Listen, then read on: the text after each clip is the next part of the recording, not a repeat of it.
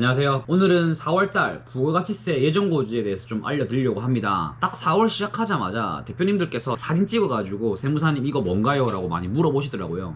사실 제가 기본적으로 처음 상담할 때 알려드렸던 부분인데 역시나 연락이 오셨더라고요. 제가 상담할 때 이렇게 얘기하거든요. 대표님 4월달에 10월달에 예정고지라는 게 오는데 고지서 딱 보시면 가산세 해가지고 뭔가 무섭게 해가지고 제가 신고 잘못해서 날라온 것처럼 뭔가가 옵니다. 그거 잘못된 게 아니라 대표님 그 앞전에 냈던 부가가치세 절반을 미리 내라고 오는 거니까 절대 당황하지 마시고 제가 신고 잘못한 거 아니에요 라고 한다 하더라도 세무사님 뭔가 잘못된 것 같다. 이게 뭐냐? 이걸 난 왜 냈는지 모르겠다 라고 말씀을 하시거든요.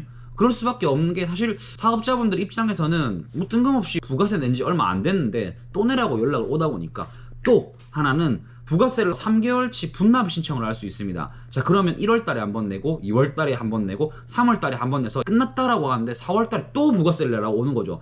대표님 입장에서는 빡이 칠 수밖에 없습니다. 근데 이런 부가가치세 예정고지가 꼭 나쁜 것만은 아니라고 저는 생각을 하거든요. 자, 그러면 오늘은 부가가치세 예정고지가 어떤 거고 왜 내야 되고 안 내면 어떻게 되는지에 좀 설명을 드리려고 합니다.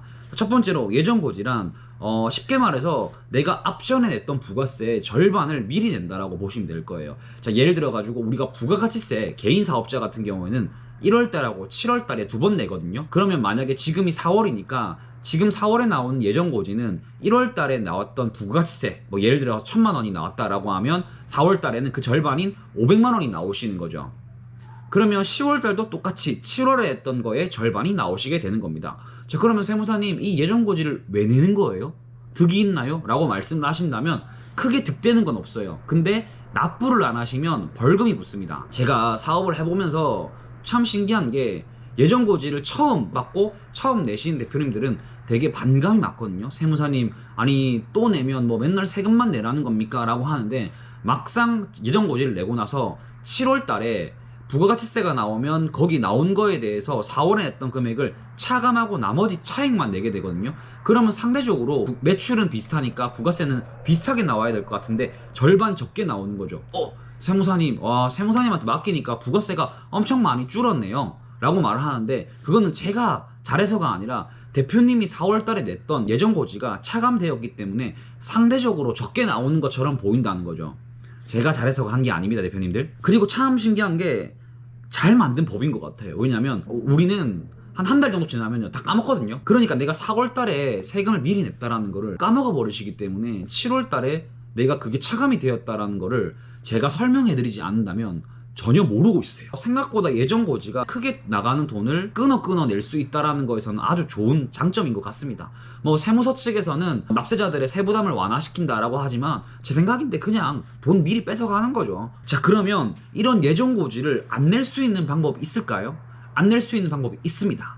어떤 거냐면 예외적으로 뭐 이런 경우죠. 법적으로는 뭐 매출이 3분의 1 이하로 떨어진 경우에 뭐 자진 신고해서 1월부터 3월까지 3개월에 대한 부가세를 다시 정정해서 신고를 해서 신고한 금액으로 납부를 하게 되는 거죠. 만약에 매출이 급격하게 떨어졌다고 하신다면 예정고지를 내지 마시고 1월부터 3월까지의 분을 신고하셔가지고 신고한 금액으로 납부하시는 게 지금 나가는 돈을 아낄 수가 있으니까 이런 부분도 되게 좋은 방법이라고 생각이 듭니다. 근데 만약에 내가 예정고지 한 거를 취소를 하고 내가 신고해서 한다라는 말 자체는 상황이 정말 안 좋다라는 말이거든요. 왜? 매출이 그만큼 많이 떨어졌으니까. 그러니까 예정고지 한 거를 취소하고 신고하는 것 자체는 썩 제가 봤을 때 사업에 뭐 파란불은 아니고 약간 빨간불 정도 들어왔다라는 신호라고 보시면 될 것 같습니다. 뭐 예외적으로 그 시기와 뭐 계절을 타는 업종들이 있긴 있거든요. 그런 업종들 같은 경우에는 뭐 상반기에 매출이 생기고 하반기에 없다라고 하는 경우가 있긴 있어요. 그리고 법조문으로는 매출이 3분의 1 정도 떨어져야 된다라고 말을 하지만 뭐 절반 정도 떨어진다 하더라도 세무서 담당자가 웬만하면 봐주더라고요. 근데 신고서를 넣기 전에 너무 부담스럽다. 그래서 내가 신고를 해서 납부를 하면 안 되겠니라고 담당자한테 물어보고 나서 신고해야지 마음대로 신고했다가는 담당자가 바로 거절을 시켜버립니다.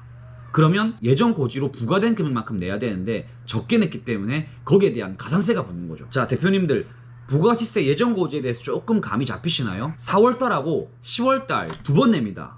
그리고 고지서가 날라오시면 꼭 가산세만 눈에 보이시나 봐요. 저희가 잘못 신고한 게 아닙니다. 저희는 똑바로 신고를 했고 부가치세 신고한 거에 대한 절반 부분을 세무서에서 미리 돈을 삥 뜯어간다라고 보시면 될 것 같아요. 오늘도 전화 오신 대표님께서 이거는 이해할 수가 없다, 납득이 안 간다, 나라 좋은 일만 하는 거 아니냐 라고 투덜투덜 하셨지만 제가 이렇게 말씀했어요. 대표님, 이거를 내고 자시고 할 게 아니라 법이 그렇습니다. 결국은 법에서 정했기 때문에 납부를 하셔야 됩니다. 그 법적 요건이 충족되지 않는 사람들만 예외적으로 신고를 할 수 있습니다. 자, 이해하셨나요? 그러니까 25일 날에 꼭 납부하시고 늦게 납부하셔가지고 벌금 받는 일은 없으셨으면 좋을 것 같습니다. 당연히 저한테 관리를 받는 업체 대표님들은 25일까지 납부 안 하시면 저희가 따로 전화하거나 독촉해서 꼭 납부하라고 하시거든요. 제발 하루라도 늦지 말고 꼭 납부하셨으면 좋을 것 같습니다. 오늘은 예정고지에 대해서 알아보았고 사실 이 뒷배경으로 찍는 유튜브는 오늘이 마지막이 될 것 같아요. 왜냐면 제가 내일 다른 사무실로 이사를 가게 되거든요. 그러면 새로운 사업장 환경에서 유튜브를 찍을 것 같습니다. 지금까지 영상 봐주셔서 감사하고 다음번에는 다른 영상으로 돌아오도록 하겠습니다. 감사합니다.